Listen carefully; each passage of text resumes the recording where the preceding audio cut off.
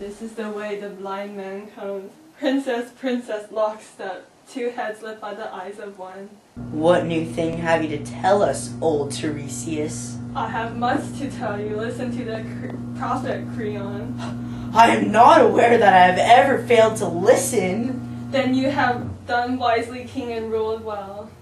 I admit my debt to you. Your words what have you to say? This Creon, I was sitting in my chair of augury at the place where the birds gather about me. They were all a chatter, as is their habit, when suddenly I heard a strange note in their jangling, a scream of whirring fury. I knew that they were fighting, tearing each other, dying in a whirlwind of wings clashing. And I was afraid. I began the rites of burnt offering at the altar, but Hephaestus failed me. Instead of bright flame,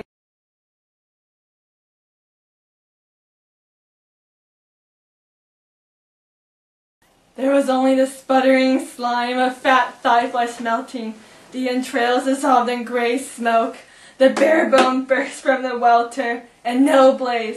This was a sign from heaven. My boy described it, seeing for me as I see for others. I tell you, Creon, you yourself have brought this new calamity upon us. Our hearths and altars are stained with the corruption of dogs and carrion birds that glut themselves on the corpse of Oedipus' son. The gods are death when we pray to them. Their fire recoils from our offering. The birds of omen have no cry of comfort, for they are gorged with the thick blood of the dead. Oh, my son, these are no trifles. Think, all men make mistakes, but a good man yields when he knows his course is wrong and repairs the evil. The only crime is pride. Give in to the dead man, then. Do not fight with a corpse. What glory is it to kill a man who is dead? Think, I beg you, it is for your own good that I speak as I do. You should be able to yield for your own good.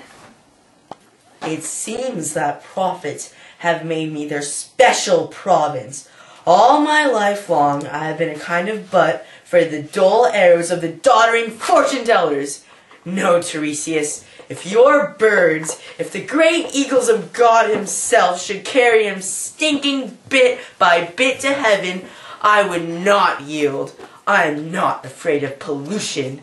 No man can defile the gods. Do what you will. Go into business, make money, speculate in India, gold, or that synthetic gold from Sardis. Get rich otherwise than by my consent to bury him.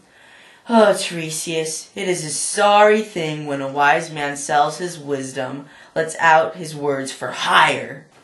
Creon, is there no man left in the world? To do what? Come, let's have an aphorism. No man who knows that wisdom outweighs any wealth?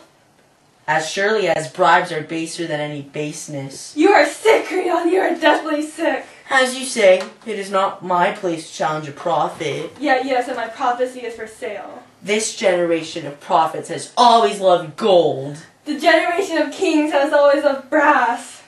Oh, you forget yourself. You are speaking to your king. I know it. You're only a king because of me. Ha ha ha ha! You have a certain skill, but you have sold out.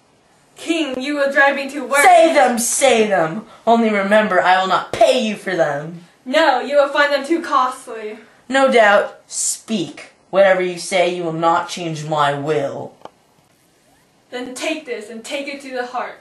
The time is not far off when you shall pay back, corpse for corpse, flesh of your own flesh. You have thrust a child of this world into living night. You have kept from the gods below the child that is theirs, the one in the grave before her death, the other dead denied the grave. This is your crime, and the furies and dark gods of hell are swift with terrible punishment for you.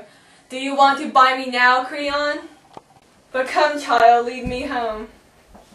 Let him waste his fine anger upon younger men. Maybe he will learn at last to control a wiser tongue and a better head.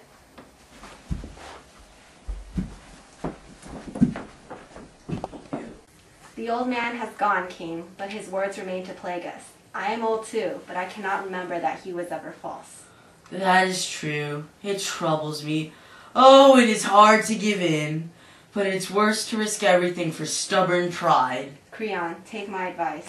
What shall I do? Go quickly. free Antigone from her vaults, and build a tomb for the body of Polynices. You would have me do this? Creon, yes, and it must be done at once. God moves swiftly to cancel this folly of stubborn men. It is hard to deny the heart, but I will do it. I will not fight with destiny. You must go yourself. You cannot leave it to others. I will go. Bring axes, servants, come with me to the tomb. I buried her, I will set her free. Oh, quickly, my mind misgives. The laws of the gods are mighty, and a man must serve them to the last day of his life.